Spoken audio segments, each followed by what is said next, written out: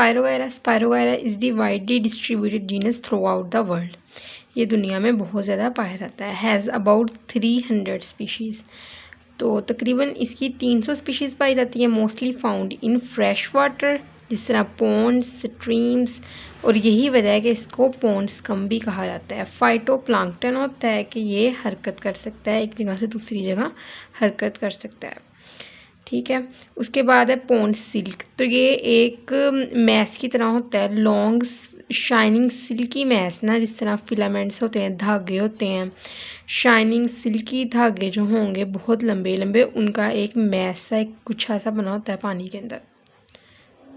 तो यही वजह है इसको पॉन्ड सिल्क भी कहा जाता है।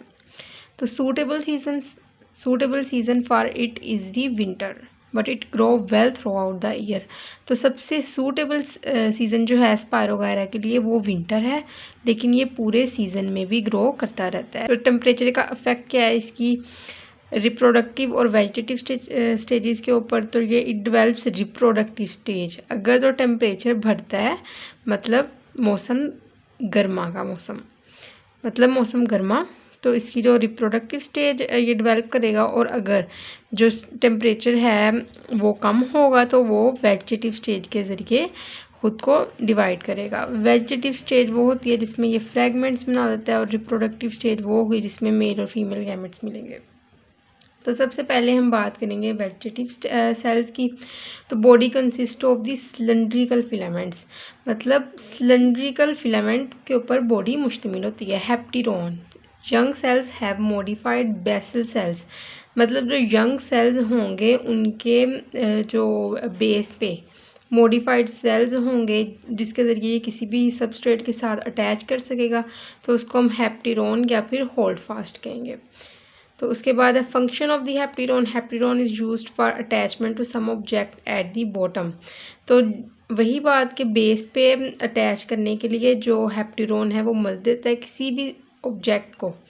ठीक है, तो उसके ज़रिए ये किसी भी ऑब्जेक्ट के साथ अपनी बेस के ज़रिए, जहाँ पे हैप्टेरोन पाए जाएंगे निचले हिस्से के ज़रिए, तो वहाँ पे ये अटैच हो जाते हैं और वही इसकी मदद करता है। तो राइजाइड आल्सो ग्रो ऑन हैप्टेरोन, राइजाइड ग्रो करते हैं हैप्टेरोन के ऊपर, जो कि इनकी बेस पे पाए जाते हैं हैप्टेरोन। तो राइजाइड या तो होगा स्पायरोगायरा राइजॉइडा, और या उसके बाद है स्पायरोगायरा इलोपिया।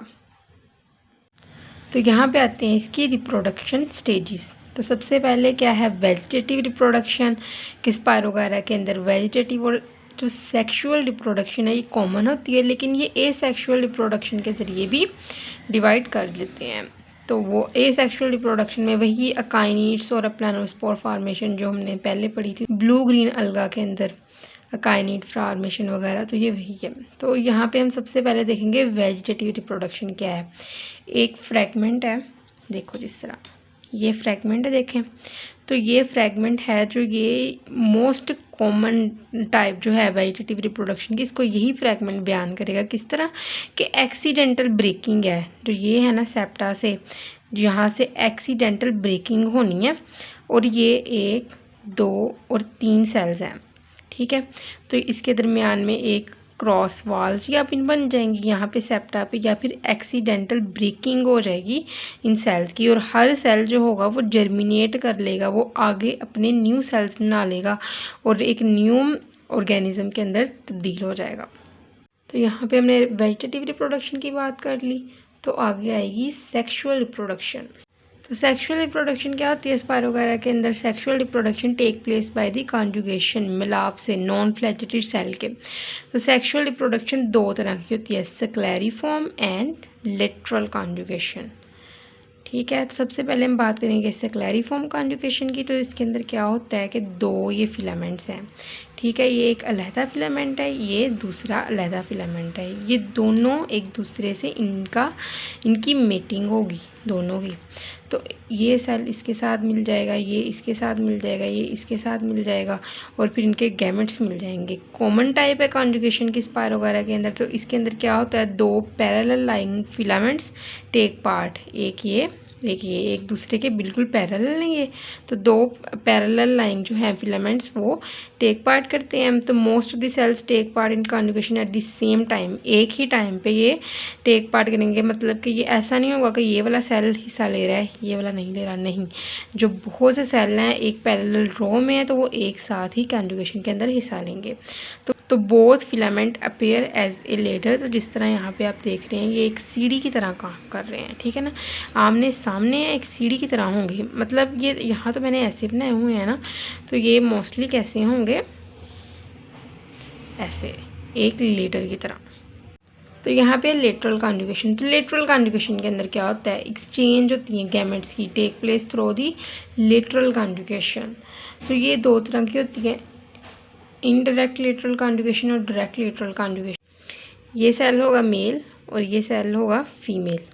कैसे, यहाँ से जो रिप्रोडक्टिव इसका मैस है ये मोटाइल होगा तो इसने यहाँ से इधर इस तरफ मूव कर जाना है, ठीक है।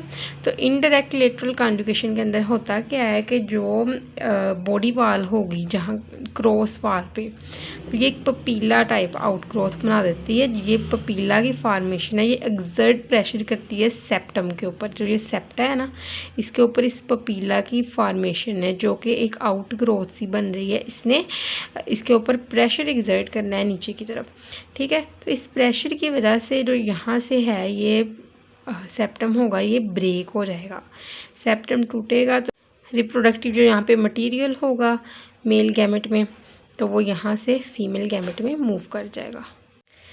तो यहाँ से इधर मूव कर गया तो यहाँ पे मेल जो है रिप्रोडक्टिव जो मटेरियल है वो फीमेल रिप्रोडक्टिव मटेरियल के साथ जाके फ्यूज़ कर जाएगा और वहाँ पे ज़ाइगोस्पोर की फॉर्मेशन हो जाएगी। तो आगे है डायरेक्ट लेटरल कॉन्जुगेशन।